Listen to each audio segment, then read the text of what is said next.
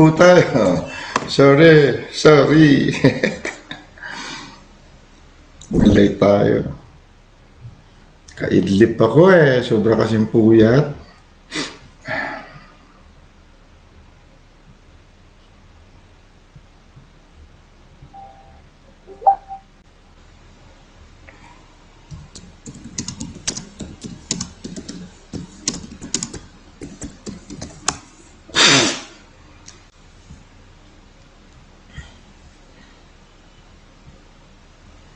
Nasaan na?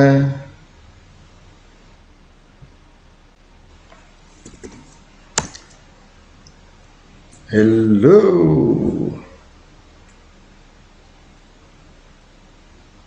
Live na po tayo.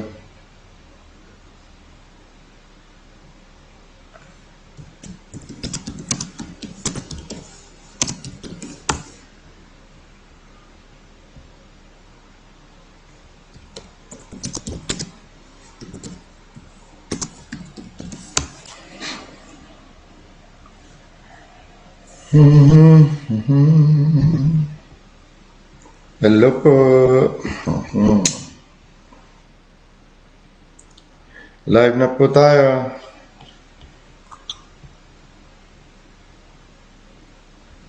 Live na po tayo.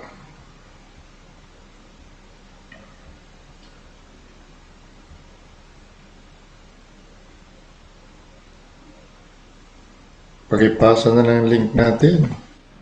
Meron ba tao dyan?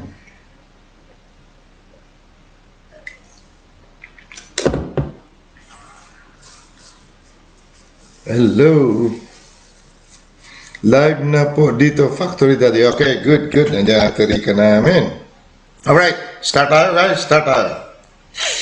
Habang tatrabaho itong mga kapatiran, sana malinaw dyan ang aking boses at Rika. Yan si Pastor Jing. Kasi po mahalaga itong ating pag-uusapan. Review lang ito, review. Punta tayo sa Roma 5. Romans chapter 4 o chapter 5. Gusto ko lang sa gitna ng dumadagundong nakadiliman nito sa buong mundo, na ang Diyos ay hindi po nagulat kailanman. Hindi po siya nagulat na mayroon pong pandemya. Dahil bago pa po ang pandemya, na sinasay pandemic, alam na po ng Diyos ang lahat. At may inihanda siya. Mayroon na po siyang anong tawag namin noon?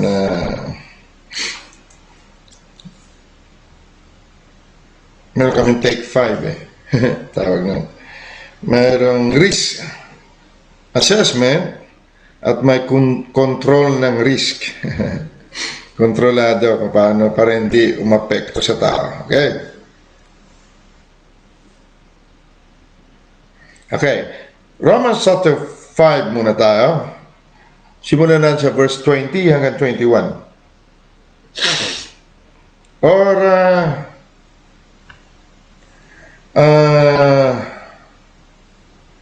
simulan tayo dito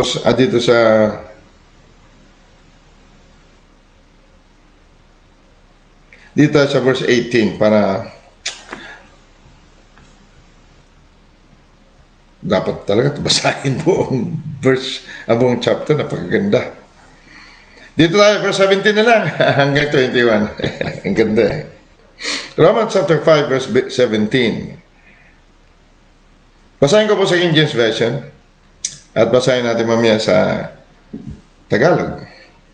For if by one man's offense, death reigned by one, much more they which receive abundance of grace. Tandaan niyo po ang salitang grace.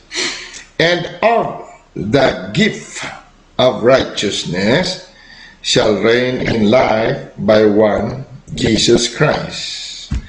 Father Almighty, In the mighty name of Jesus Christ of Nazareth, our righteousness, I ask you tonight, Almighty Great I Am, Abba, and Holy Spirit, Daddy, na buksan niyo po ang puso ng pangunawa ng bawat isa. Upang uunawa ng puso na siyang sinabi mo, the eye of our understanding. Ama, sa pangalan ng aming katuwiran na iyong kapuspusan, buksan po ninyo ang bawat tenga at mata naming espiritual.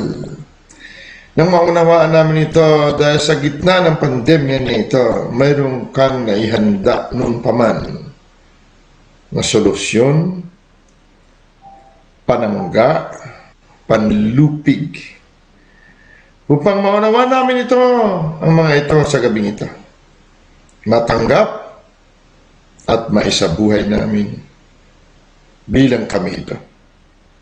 Salamat po, Almighty Great I Am. I give you praises. I give you honor, dominion, and give you back the glory in Jesus' righteous name that we bear. Amen. Hallelujah. And just forget again, I dispatch you guys in Jesus' mighty name. Kasi sa pandemya na ito, maraming katanungan. Paano na tayo? Paano ng buong mundo? Kung baga,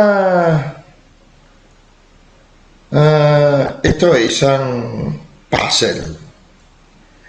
Isang matinding suliranin na hindi po ito kaya lutasin ng hindi rin matinding solusyon. So kung hindi maunawaan halos na marami kung bakit mayroong ganitong pandemya at marami pa, darating pa ang manifestation ng 666 na ang lahat po hindi na pwedeng bumili, hindi na rin pwedeng magbenta nang wala kang tatak. At sinabi sa Revelation, tumakbo kayo sa bukid, doon sa farm. Kaya kung mayroon mga tao sa syudad na nabubuhay po sa card o sa tatak, na hindi sila makabili kung wala silang card dito or dito, tumakbo daw sa bundok. Tumakbo doon sa hindi kailangan ng pera. Kaya kung tayo po ay meron naman kaunting pera, ay ihanda po natin ang ating mga angkan na maaring kung may maiwan man sa ratyo, ay hindi nila kailangan makipag buno sa electronic world ng 666 dahil doon sa farm o doon sa bukid, nabubuhay po tayo na walang pera. So sanayin na natin ating buhay dahil darating at darating. Katulad ng pandemya na ito, hindi man ito nasabi sa atin noong mga panahon pa, ngunit dumarating. Ilang beses ko po pinahayag dito na early 80s pa na design na po itong pandemya na ito. Pero hindi naman nakikinig ang tao. Kaya sa gabing ito, pag ikaw ay nadaanan ng video na ito, makinig po tayo. Tell me solusyon. So ang solusyon na ito, dahil makasalimuot nga ang problema, kailangan po unawain ang solusyon. Kailangan pakinggan mabuti, unawain, paniwalaan, at maging katauhan. Ito po ang solusyon. So hindi po pwede ito na sabi-sabi lang. Kailangan ikaw mismo, tayo mismo, unawain natin mabuti. Dahil marami nang atumba na lang. Marami pang pandemya ang darating, kapatid. Ngayon sinasabi nila, ano ba tawag nila, bayaran? Marami, dudublit. Tingnan niyo po, sa Romans chapter 17 hanggang 21. Basahin po natin, ha? Tagalogin natin, pero balikan natin ang King James Version kasi sa Tagalog marami hindi po niya nakukuha. Sapagkat kung sa pagsuway ng isa ay naghari ang kamatayan, yan, madali yan, unawain.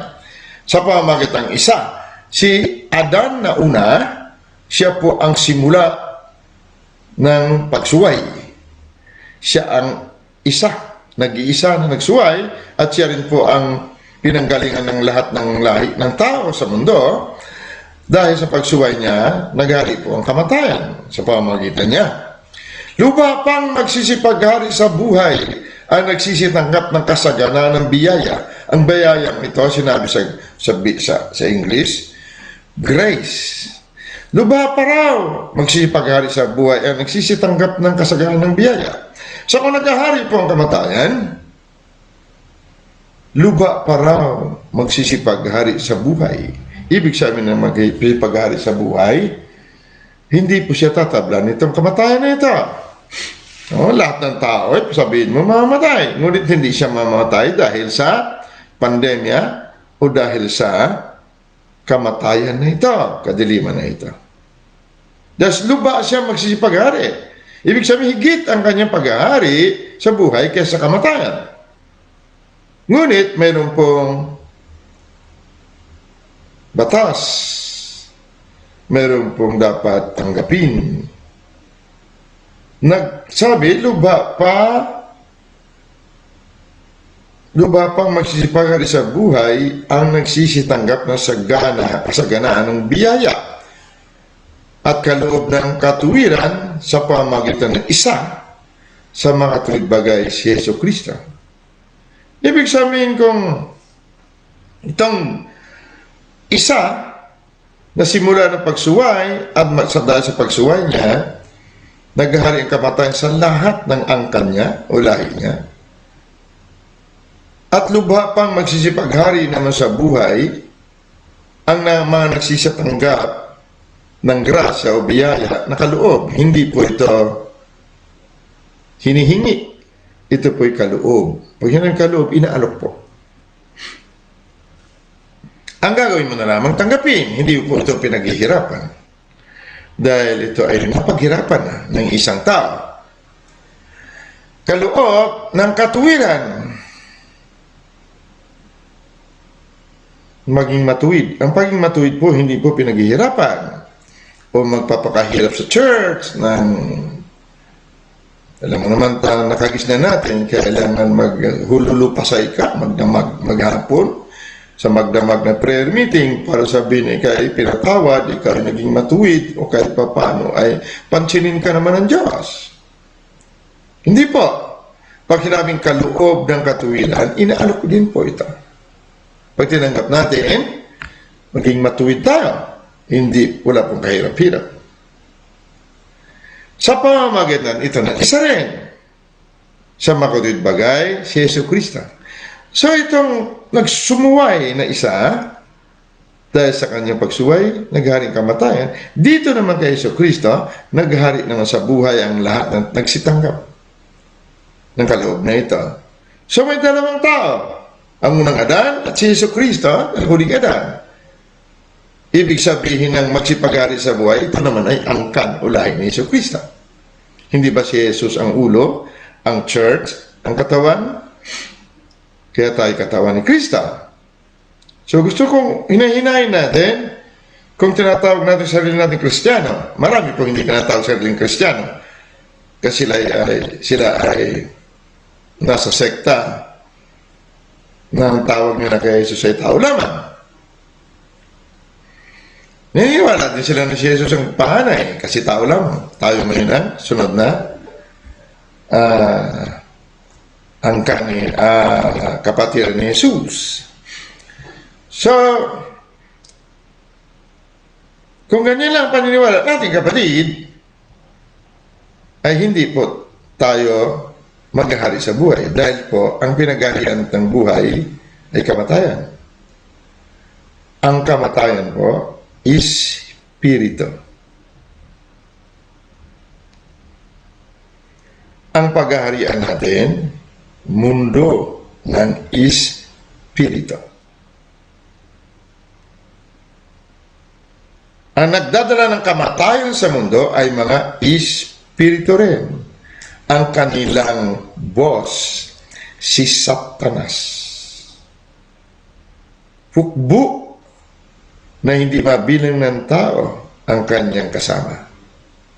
So kung sabihin mo kay tao lamang, si Jesus ay tao lamang, hindi tama. Dito pa lang sa verse 17, hindi na siya tama. Ang katauhan niya tao lamang, hindi po tama.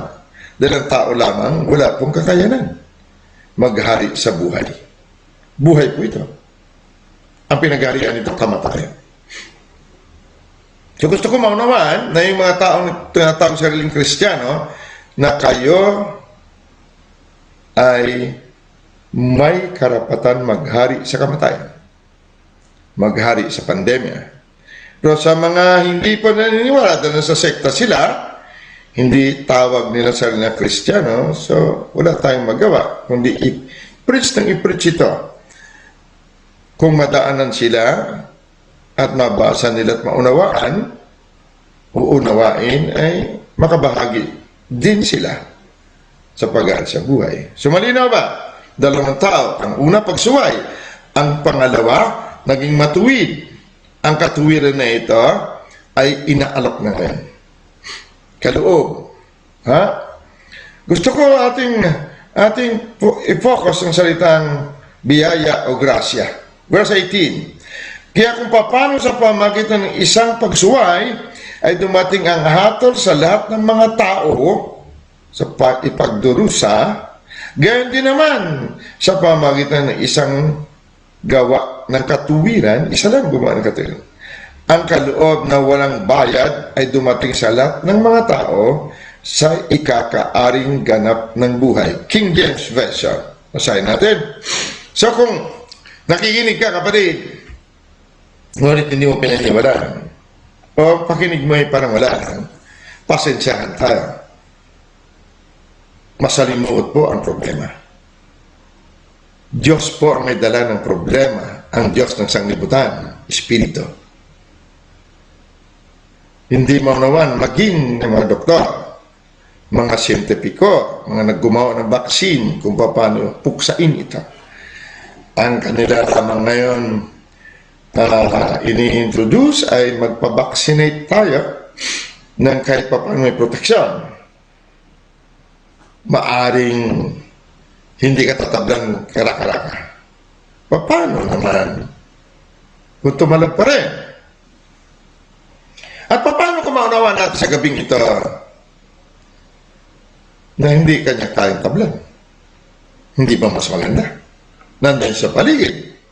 Pero hindi kanya kayang dampian. Ngunit, para magawa ito, kailangan natin makinig at unawain. So kung nakikinig tayo, hindi naman tayo umuunawa, kapatid, at bukas makalawa, ay tinablan tayo, wala na po tayong magagawa. Kundi sumama kay kamatayan. Hindi ba? Sarap ba? Makinig ka ba? Bukas makalawa, tinablang ka, namatay ka. Sino sisihin mo? Huwag mo sabihin ng Diyos. Dahil ito na nga, hinanda na nga niya eh. Maghari daw tayo sa kamatayan eh. Paano raw? Tumanggap. Tanggapin.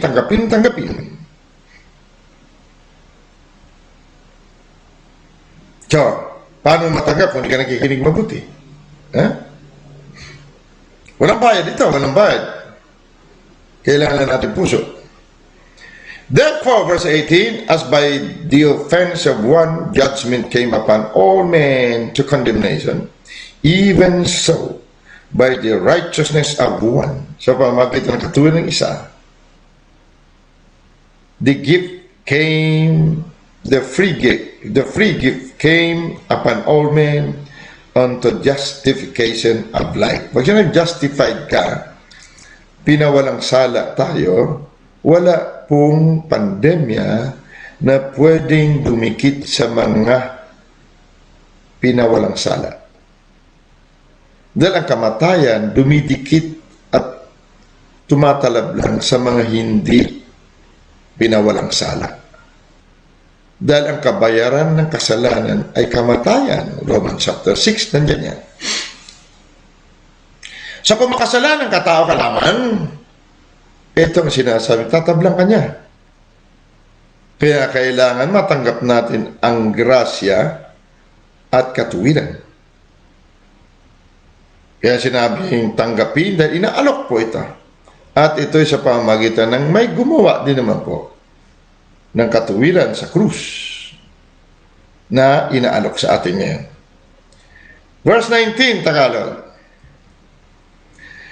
Sapagkat kung paano sa pamamagitan ng pagsuway ng isang tao, ang marami ay naging mga makasalanan. Marami, hindi lahat. Hindi sinabing lahat. Marami. Bakit naman sinabi mo ganun? Marami. Ba't hindi lahat? Hindi lahat. Sinabi niya, hindi lahat eh. Hindi lahat ng tao eh. Dahil may tao dito sa mundo noon. Isa na si Enoch na rapture. Nawala bigla. Si Elias o si Elijah na rapture din. Nandun sa piling ng Diyos. Si Melchizedek nalarawan ni Krista. Hindi rin nagkasala. Pwede natin sabihin na hindi lahat. Pwede? Well, hindi yan ang topic natin. Sapagkat kung paano sa pamamagitan ng pagsuway ng isang tao, ang marami ay naging makasalanan, gayon din sa pamamagitan ng pagtalima ng isa, ang marami ay magiging mga matuwid. Magiging mga matuwid. Hindi naging matuwid. Kailangan tumanggap din. Tumanggap muna daw ng biyaya na ito at ng katuwiran na ito para maging matuwid. Para maging matuwid ka, hindi ka tataklan ng kamatayan. Dahil walang namamatay na matuwid eh. Kasi ang namamatay lamang, makasalanan. O sabihin mo, hindi namamatay lahat ng tao. Hindi. Hindi namatay si na Enoch eh. Hindi namatay si na Elijah eh. Hindi namatay si Melchizedek eh. Pag na-rapture, hindi ka rin mamatay.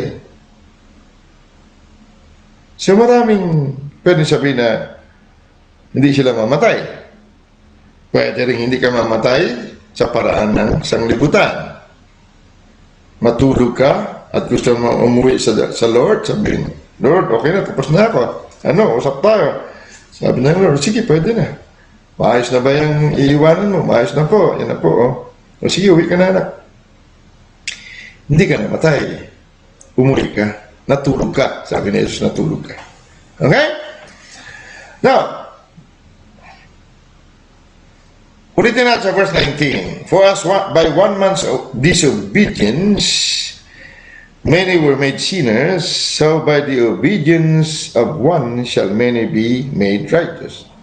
Nag-disobey, sumalansang ang isa, na pinanggalingan ng lahat ng lahi, ngunit hindi lahat ng galing sa kanya ay namatay. Kaya sinabi ito, marami. Dumating naman itong righteous, matuwid, ang lahat naman tumanggap ng kanyang righteousness, maging kalahi naman niya. Siya naman ang hindi sumuway, nag-obey naman, tumalima. Siya ang sumunod sa lahat ng gusto ng Ama, at siya ang naging representante ng buong makasalanang sanlilalang. Kaya lang itong makasalanan, kaya tanggapin niya ang dalawang bagay. Una, grasya. Pangalawa, katuwiran. Kung natanggap niya itong dalawa, okay na siya. Siya ay matuwid. Pag maging matuwid, hindi natatablan itong ng kamatayan. Naalala ko yung kay TV Joshua, na mismo si Lucifer ang nagsalita sa pamamagitan ng taong poses. Siya ng wise man ni TV Joshua. Sabi, bakit hindi mo napapatay? Hindi mo nasasalantay yung mga Kristiyano? Hindi mo alam. Tanong pa. Di mo ba alam? Sabihin mo. Dahil sa kanilang righteousness. Sabi doon. Because of righteousness. Dahil sa katuwiran. Kaya hindi sila tinablan. Hindi namin sila pwede lapitan, sabi niya. Dahil sila yung mga patuwid, kumbaga. At sabi niya doon, hindi kami makalapit dahil, di mo alam? Sabi na, di mo alam. Sabi mo! Dahil righteousness. Kaya mahalaga pong tanggapin natin na tayo righteous. Ano ang righteousness? O righteous? Matuwid, kapatid. Pero kanina lang, no? Sumalansang ka. Hindi naman sinabi niya na, sino mo pagkasabi, ha? Kaya pa, sino ang kandidato? Sino ang kandidato, ha? Kandidato. Hinahinahin natin. Ako, alas 7 na. Ayaw ko pag nagturo ako, eh.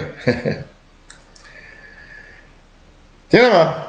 Verse 19. Sapagkat kung paano sa pamagitan ng pagsuway ng isang tao, ang marami naging mga makasalanan. Alright? Marami naging makasalanan. Take note, makasalanan.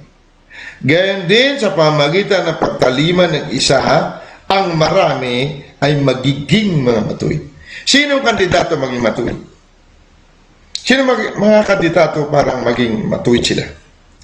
Huwag mo sabihin ang matuwid, maging matuwid pa. Huwag mo sabihin na Filipino citizen ka eh. Sasabihin mo, tatanggap ako ng pagiging Filipino citizen. Ay, Filipino citizen ka na nga, ano? Eh, kung Australian citizen, sabihin niyo, pwede, Filipino citizen ako, pero teka, bukas manunumpa ako, tatanggapin ko yung pagiging Australian citizen. Yan. So dito sa sinasabi dito, sino ang kandidato?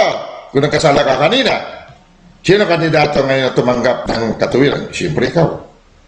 Kung hindi ka makasalanan, hindi ka kandidato. Wala ka nga ng karapatan. Dahil ikaw ay matuwid na eh. So, kaya ba natin tanggapin na tayo ay maging matuwid? Sa pamagitan ng pagtanggap ng grasya, biyaya, at kaloob na katuwiran. Dahil tayo makasalanan. Kung hindi ka makasalanan, kapatid, matuwid ka na. Kung matuwid ka muna pag gising mo sa mundong ito, hindi mo na kailangan to. Hindi ka kandidato dito. So kung nagkasala ka kanina, kandidato ka ba ngayon? Natural. Nagigets ba? Ha? Tuloy tayo. Hindi mo magets, balikan mo next week, magigets mo to. Na, verse 20, dito ang ating foundation scripture. Moreover, the law entered that the offense might abound. But where sin abounded, grace did much more abound. Tagalog. Di pag sinabi, kasalanan ako eh, hindi ako pwede sa church eh, hindi ako pwede, baka lumiyab ako dyan eh. Ikaw nga kandidato, kapatid eh. Kung matuwid ka na, hindi mo na kailangan ng church. Ikaw na ngayon ang nagre-representa sa church. Ikaw na ngayon nagtuturo ng katuwiran. Kaya sabihin mo makasalanan ka, hindi ka pwede pumasok sa simbahan. Yun lang, ikaw nga hinahanap eh. Okay. Bukod sa rito ay pumasok ang kautusan upang ang pagsuway ay makapanagana. Datapwat kung saan nananagana kasalanan ay nananaganang lubha ang biyaya. Gusto ko po, tingnan natin mabuti ha. Makinig, ito ang solusyon. Ito ang solusyon ulit. Ito ang how-tos ng solusyon. Datapwat kung saan nananagana ang COVID, ang kamatayan, ang kahirapan, ang sakit, ay nananaganang lubha ang biyaya. Verse 20, King James Version. Moreover, the law entered that the offense might abound, but where sin abounded, grace did much more abound. Kung paanong dumudoble, patong-patong na ngayon ang kasalanan ang paglihis ng tao sa kanyang landas, lalo't higit mas patong-patong daw ang grasya upang maghari tayo sa kamatayan. Ano ang grasya? Grasya ang sinabi dito. Ang grace, kapatid, ito. Divine influence upon the heart. Banal na pagkahawa sa puso. Banal na pagkahawa sa puso. Hindi sa utak. Sa puso daw muna. Hindi sa katawan, kundi sa puso muna. Bakit? Ang kamatayan po, never kanya makanti kung hindi muna siya pumasok sa puso. May puso ka ba, kapatid? Ito ang pagtanggap ng banal na pagkahawa ng Diyos. Nangyari nung tinanggap natin si Kristo Jesus ng Panginoon at tagapagligtas. Ngunit, hindi sapat yun. Yan ay down payment. Yan ay paunang bayan. Kailangan magabang dahil nakita mo naman kung paano nagmumultiply ang kamatayan. Kung hindi mo pahintulutan sa puso na lalong lumago ang banal na pagkahawa ng Diyos, hindi mo tatalunin ito. Kamatayan na ito. Maraming Kristiyano nasa sekta, nasa denominasyon, lahat sila halos ligtas. Punta sila sa langit pag namatay, ngunit hindi nila kakayanin ang pandemya na ito. Dahil kailangan ng pandemya na ito, dahil ito ang sinasabing sa Tagalog na nananagana ang kamatayan. Nananagana ang kasalanan na nagdadalo ng kamatayan. Kung hindi mananagada ng lubha ang grasya o biyaya o banal na pagkahawa sa puso, kapatid, hindi natin kakayanin ito. Alam mo kung ano ang laban ng kasalanan? Kuha tayo isang example. Alam mo ang greater truth. Alam natin ang greater truth. Alam natin ang buhay natin si ako nga, si Ayam. Buhay natin si Kristo. Nakapuspusan ng banal na Espiritu. Kapuspusan ng Diyos Ama. Kapuspusan ng Diyos na Anak. Alam natin, fullness of the Godhead, bodily. May katawan na siya ngayon. May buto at laman. Alam natin yan. Ngunit kung hindi yan nag-increase, hindi yan nananagana, kapatid, hindi mo kakayanin ito. Paano masabi na nananagana? Ha? Tapusin natin. Verse 21. Ulitin ko po ang ibig sabihin ng grasya o grace, divine influence upon the heart and its reflection in the life. Its reflection in the life. Ang ibig sabihin, ang banal na pagkahawa ng Diyos, nahawa ang tao sa puso ng kabanalan ng Diyos, magre-reflect ito sa buhay. Mahayag ito sa buhay. Mahayag sa katawan mo. Mahayag ito sa paligid mo. Ito ang nangyayari kay Pedro. Kapag dumadaan siya, ang anino niya ay parang Bartolina sa mga dyablo. Takbuhan sila, karipas sila ng takbo. Bakit? Tinamaan sila ng refleksyon ng banal na pagkahawa sa puso ng tao. So kung ito'y nag-i-increase, alam mo ba kung ano nangyari? Pag naglalakad ka, nakasakay ka sa bus, nakasakay ka sa jeep, o sa taxi, o saan man, sa tren, ang mga nasa paligid mo, protektado. Dahil nandun, dahil na tinamaan sila ng anino mo. Dahil ang anino mo, ang presensya mo, ay refleksyon ng banal na pagkahawa ng Diyos sa puso natin. Di ba, pandemya ka nun din? Pag may COVID ng isang tao, huwag ka lumapit, distancing, at least 1 or 3 meters, para hindi ka mahawa. So, ganun katindi. Lubha pa raw. Lubha pa maghari sa buhay. Ang mga tumanggap ng banal na pagkahawa ng Diyos. Kung lubha, tumatambak na banal na pagkahawa ng Diyos sa puso, kung siya hanggang 3 meters lang ang kaya niyang hawaan, ang COVID, ikaw, kilometro! Yan ibig sabihin na, lubha ka pa maghari. Huwag kayo tumigil dyan. Mag-spaced kayo. Biro, backride, asawa mo, naka-backride siya, bawal. Biro mo, kamangmangan ng tao. Magkatabi ka sa bahay eh. Sabi, distancing, meron pa dito. Kalukuhan yun. Na? May pagitan kayo mag-asawa, naka-backride ka sa What a stupidity. Ha? But, wala tayong magawa. Yun ang sabi ng gobyerno.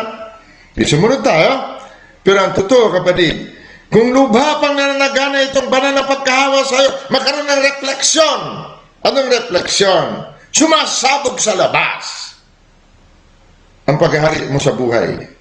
Katulad nga nangyari kay Pedro. Ang pawis ni Pablo, dinala doon, pinahid sa kanya, dinala doon sa malayo, pinahid doon, dinampi doon sa mga may sakit at may mga demonyo, nagtakbuhan sila. So kung mayroon kang lubhang banal na pagkahawa ng Diyos, abay, buong bahay mo protektado kilometro na abot mo sabi ng diablo Ano ba sabi doon ng possessor niya? 1 mile away. Ang 1 mile, 1.8 kilometers ang layo. 1 mile away, sabi niya, nakikita na namin ang liwanag niya at nasasaktan na kami. O matindi yun. 2 kilometro ang layo. Napagharian mo na. Ito ang hindi natin wala tayong focus sa katauhan na ito. So may magka-focus tayo kapatid.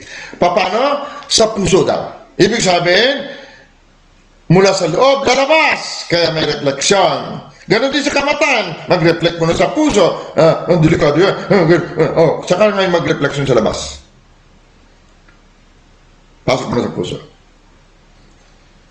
So, sa puso lahat, sabi, bantayan mo ang puso mo dahil ito hindi nadalawin ng buhay. So, hindi ito sa utak. Hindi ito sa talino ng tao, diploma ng tao. Hindi puso ito, kapatid.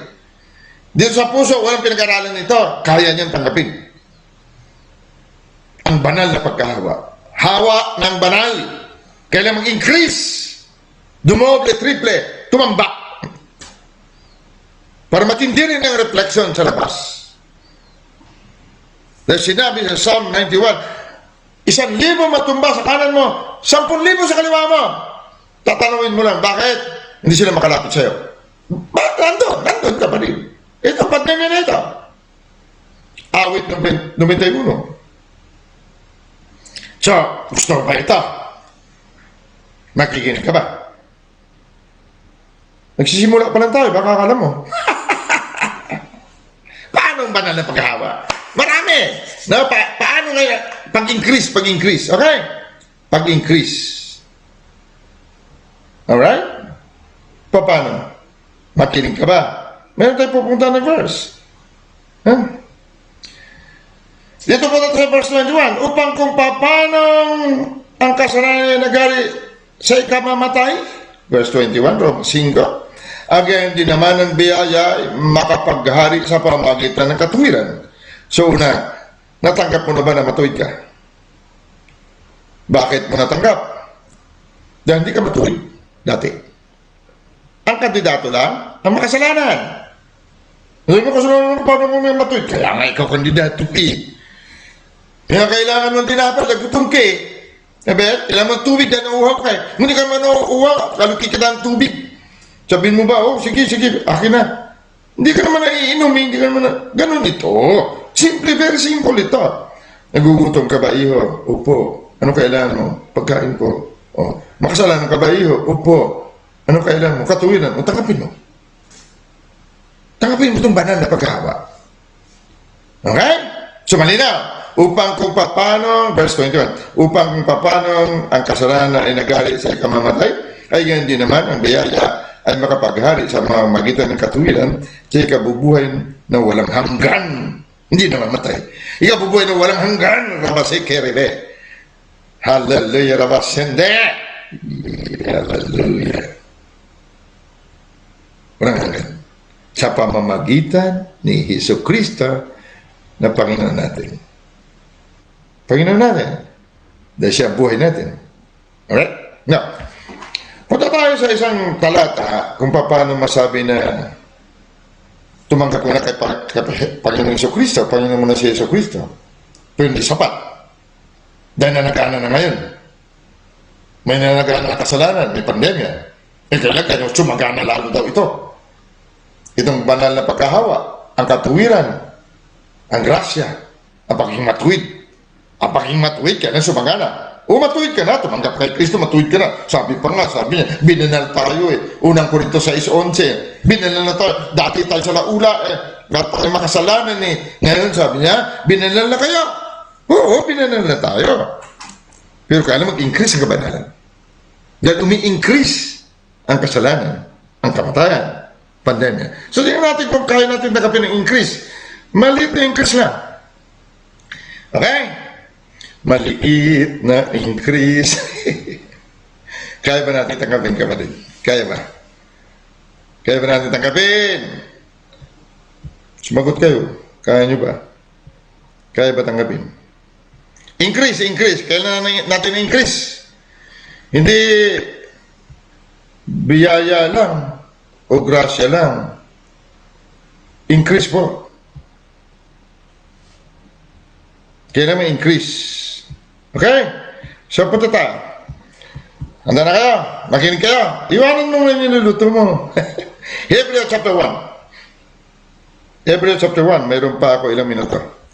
Tapos na tayo in 5 minutes. Kung bilisan ko, mabilis ako eh. Nakakapag-preach ako ng 5 minutes eh. Kailan gusto ko maunawan natin? Gusto ko pakinggan natin mabuti. Hebrew chapter 1. Hebrews. Ito ang pag-increase. Gusto niyo pa? Hindi ba tayo ang buto at laman ni Kristo? Hindi ba? Si Jesus ang ulo, ang katawan niya si Kristo. So, ang tawag sa kanya, Jesus Christ. Unang Korinto 12:12, binubuo natin ang Diyos sa mundong ito. Si Kristo, maraming bahagi, binubuo natin. So, sa mundong ito, ang Diyos, nabubuo. Kaya sabi, do not forsake the assembling of ourselves together. Huwag natin paintulutan na tayo ng kawatak-watak. Dahil mag-ipon-ipon tayo, maging buo tayo. Dahil pag nabuo tayo, sabi ni Kristo, 2 at 3, nakatipon sa aking pangalan, nandiyan ako, buo ako. Kumbaga, Diyos ay buo. Hindi siya mabuo kung watak-watak tayo. Dahil sa mundong ito, ang katawan niya at buto niya, ang inaasahan niya. Ano man ang talian mo sa lupa, tatalian sa langit. Anong pakawalan mo sa lupa? Pakawalan sa langit. So, ang kanyang katawan, buto at laman sa lupa, ang inaasahan niya. Pero kung watak-watak kita, hindi siya buo. Hindi siya makapangin sa lupang ito. Kaya kita mo naman, mga Kristiyano, pinapatay ng pandemya. Bakit? Hindi kasi iisa ang faith. So, ang trabaho ng lagi, kung mabasa ninyo ang ating mission, for the perfecting of the saints. Efeso 4:12. upang magkaroon ng isang pananampalataya, isang paniniwala, isang katauhan. Alright? So ito, makinig lang naman ang puhunan natin at tunamain. Verse 1, Hebrews chapter 1, ang Diyos na nagsalita ng unang panahon sa ating mga magulang sa iba't ibang panahon at sa iba't ibang paraan sa pamamagitan ng mga propeta. Hanggang ngayon, may mga propeta ba? Sa pamamagitan ng propeta, siya nagsasalita. Noon, panahon na yan. Verse 2, ay nagsasalita sa atin sa mga huling araw na ito sa pamamagitan ng kanyang anak. Sa panahon yan, ang Diyos nagsasalita sa pamamagitan ng kanyang anak. Anak ka ba ng Diyos? I-increase mo na ngayon ang iyong banal na pagkahawa. Hindi ka lamang Kristiyano, anak ka na ng Diyos. Kung anak ka ng Diyos, ano ang lahi mo? Talk to me!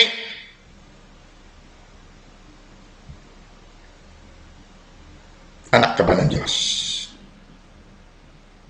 Kanina, nahawaan lamang tayo ng banal na pagkahawa ng Diyos. Ngayon, anak ka na ng Diyos.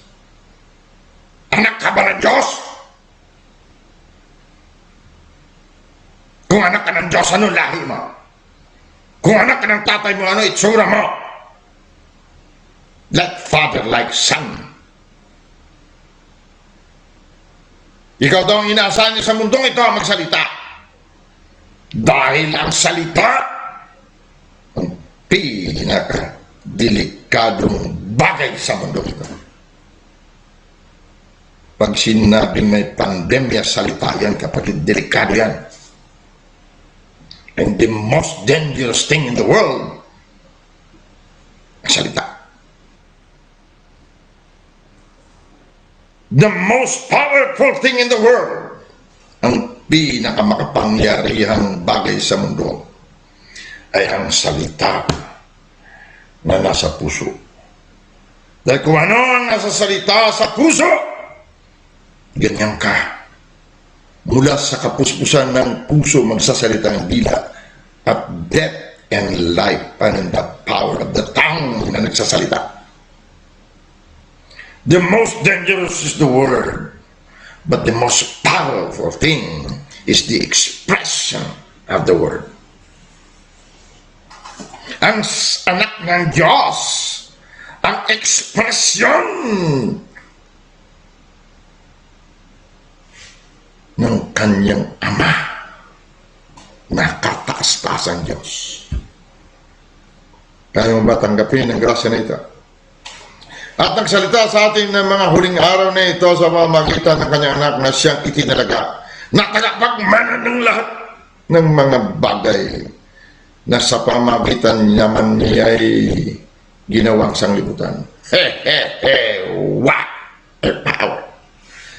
Sa pamamagitan mo, si Kire Descende, kapag tinangkin mo ito anak ng Diyos, hindi ka lamang mayroong grasya, hindi lamang nahawa ka ng banal na Diyos, ikaw na ngayon. Ikaw na ngayon ang representante ng tatay mo. Tingnan mo sa verse 3. Palibasa'y siyang sinag ng kanyang kaluwalhatian. What a reflection! What? Rapasendere seke. Sinag ng kanyang kaluwalhatian. What a reflection of the life. Nag-increase ba? Ikaw daw ang sinag ng kanyang kaluwalhatian. Oh! Ibig sabihin ng kaluwalhatian, walang sinag kung wala ka sa mundo ito. Walang sinag, walang refleksyon, walang mahahawa, walang maproteksyonan sa paligid. Kapag ang kaluwalhatian, ayan, walang sinag. Alam ba kung sino ka? Matindi ka pag sinabing anak ka ng Diyos. Yes, sabi ni Jesus kay Saul, mga Gawa 26:15. Saul, Bakit mo ako pinag-uusig? Sabi sa verse 14. Ang inuusig ni Pablo, mga Kristiyano. Pero pinulag siya ni Jesus at nakarinig siya yung salita. Saul, Saul, bakit mo ako pinag-uusig? Sabi sa verse 14. Tingnan nyo doon, ha? Kung mali man ang aking verses, tingnan nyo doon at nandun. Acts chapter 26. Sabi ni Saul, tanong ni Saul, sino po kayo, Lord? Hindi niya nakita. Ang liwanag, grabe, ang liwanag. Reflection of the light. Sinag ng kaluwalhatian ng Diyos. Ikaw ito. Tinanong siya ni Pablo, sino kayo, Lord? Sabi niya, ako si Jesus na pinag-uusig mo. Hindi naman niya inuusig si Jesus. Ang inuusig niya, Kristiyano. Pero sabi niya, ako yan. Ako yung inuusig mo. Yan ang refleksyon ng buhay ng Ama. Ako ngayon at ang Ama-isa. May katawan ako, sila.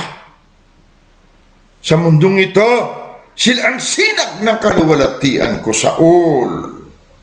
Kaya pag tinuligsa mo sila, tinuligsa mo ako. Huwag kang ganon, sabi niya, Kuya Saul. Para mo sinisipa ang matulis na bagay. Ang pandemyang ito, pag lumapit sa iyo, para siyang lumalapit sa matulis na bagay. Kaya hindi siya lumalapit. Itong increase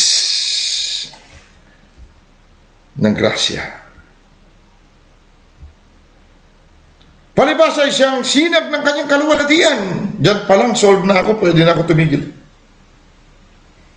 Ako, ang sinag ng Diyos. Kaluwalhatian, kaya galit na galit si Lucifer. Bakit? Nung hindi pa siya Satanas, nung siya ay si Lucifer pa, na leader ng lahat ng kerubing sa paligid ng Diyos, at siya ang kanyang worship leader. Si Lucifer po, ang light bringer ng Diyos. Pag nakita mo si Lucifer, nakita mong sinag ng Diyos. Kaluwalhatian ng Diyos. Ngayon hindi na. Kadiliman na siya. Ikaw na ngayon ang sinag, kapatid. Ikaw na. Ito sinasabing abundance of grace. Para maghari tayo sa buhay. Yan ang lalo tayo lumago, hanggang sa ikaw na ngayon ang sinag ng kaluwalhatian ng iyong Ama. Sa labas ay siyang sinag ng kanyang kaluwalhatian at tunay nararawan ng kanyang pagka-Diyos. Sikinderese Rabasende. Hallelujah. Larawan ka ng kanyang pagka-Diyos. Alam mo, ibig sabihin na larawan? Nakikita sa mundong ito, uso ang salitang larawan.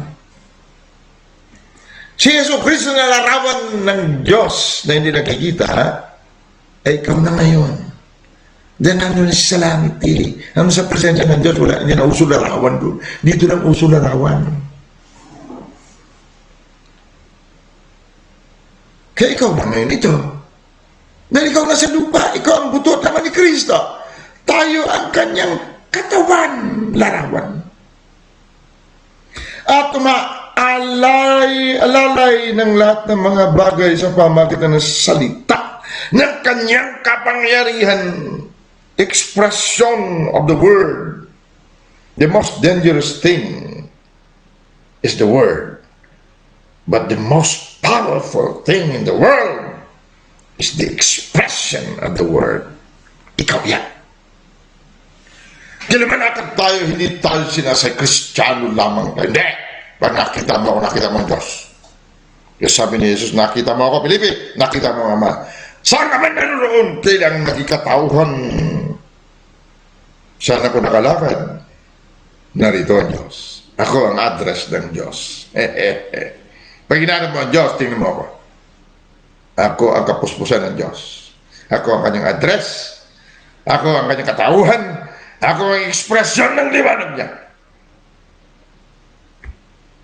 Ako ang ekspresyon ng kanyang kapangyarihan. Basahin natin buo ha. Namnamin natin, hinay-hinay. Verse 3. Ebreo, no? Palibasay siyang sinag ng kanyang kaluwalhatian. Sabihin mo nga, palibasa ako ang sinag ng kaluwalhatian ng Ama ko. Sabihin mo, personalize natin. Ako ang sinag ng kaluwalhatian ng aking Ama, dahil ako anak. Sabihin mo, huwag kang mahiya, dahil ikaw yan. At tunay na larawan ng pagiging Diyos ng aking Ama. Ako! Si ako nga. I am that I am.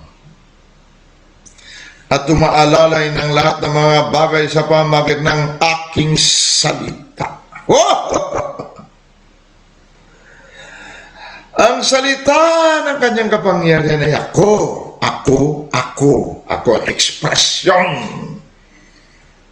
ng salita ng kanyang kapangyarihan, ng kanyang magawa na ang paglilinis ng mga kasalanan ay lumuklok sa kanan ng karangalan sa kaitaasan. Hindi ba na sinasabi sa Efeso 1? Basahin mo hanggang doon sa 21 na tayo'y nakaupo sa kanan ng Diyos.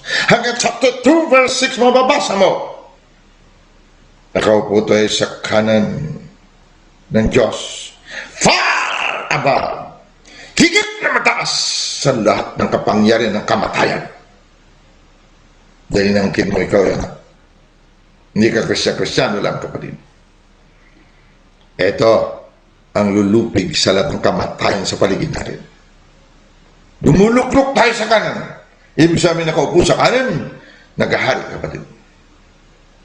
Naghahari sa buhay. Naghahari sa kamatayan.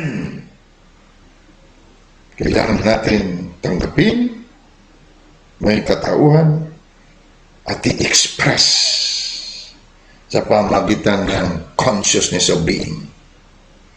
Kailangan yan ang ating pagkakilala sa ating sarili. Hindi mo kailangang pagsigawan. Pag dumaan ka, hindi ka nang sasalita, anino mo, takbuhan sila. Pawis mo pag natalsikan sila. Ang iyong laway natalsikan sila, takbuhan sila. Hindi mo kaya pagsigawan sa kanila. Yan ang sinasabi, expression of your consciousness of being.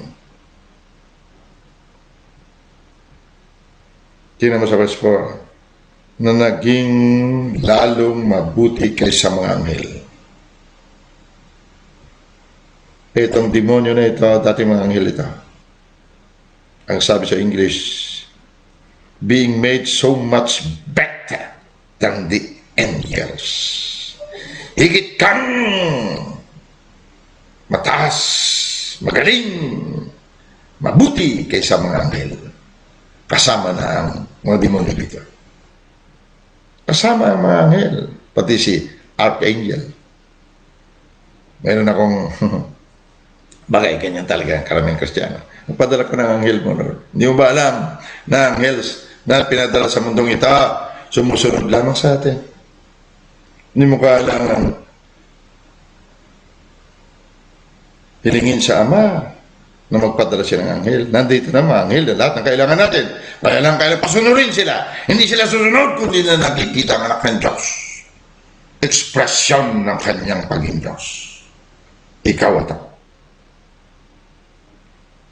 Tingnan mo sa Tagalog, verse 4, na naging lalong mabuti kaysa mga anghel, palibasa ay nagmana ng lalong marilag na pangalan kaysa kanila. Marilag na pangalan. Anong pangalan? Katauhan ng Diyos mismo na Ama mo. Yan ang minana natin. We are the heir of God. Ito, pag-i-increase, pananagana ng biyaya upang maghari tayo sa buhay, maghari sa kamatayan. I hope you get it. Father, salamat po at na-express namin ikaw sa gabing ito. Kami ang solusyon sa mundong ito. Kung naghahari sa kamatayan, narito kami. Kung paghahari niya, distancing 1 meter, 3 meters, kami kilometro. Salamat. At upang nag-increase ang kabanalan mo sa amin, kaya tinawag na namin aming sarili ayon sa pagkatawag mo sa aming lahi mo kami, anak mo kami. Kaya marami ang protektado dahil narito kami, na ikaw rin. Kami ang nakikita na ikaw, Ama, Aba, Daddy. Salamat po. Tanggapin mo uli ang glory na mula sa iyo. Kasalukuyan na sa amin, dalikay na sa amin. Kapuspusan mo kami. At may karapatan kayo magsabing, we give you all the glory. We give you all the dominion, the praises. And we give you all the dominion. In Jesus' mighty name, our life. Amen. And just again, we dispatch you guys. Bantayan nyo mga makikinig at paunawa. Buksan ka ng puso. I charge you in Jesus' mighty name. And I bless you. Amen. Amen. I hope you receive that, guys. I hope you receive that. Remember, ikaw ay anak. Ang tatay mo. Kung ano siya, kanyang ka. Kung kaluwalhatian siya, kaluwalhatian ka. Ikaw ang ekspresyon. Ikaw ang larawan sa mundong ito. Ikaw ang nakikita na ano. Amen? Palaguin natin ang divine influence. Banal na pagkahawa. Amen? I love you. Dahil mahal mo ako. Kaya hindi mo sabihin, mahal mo ako. Dahil isa tayo bago palalagin na sa liputan. Amen? Go for it, guys. Go for it. Express. Ikaw ang sinag ng kanyang kaluwalhatian. Go! Come on! Love you.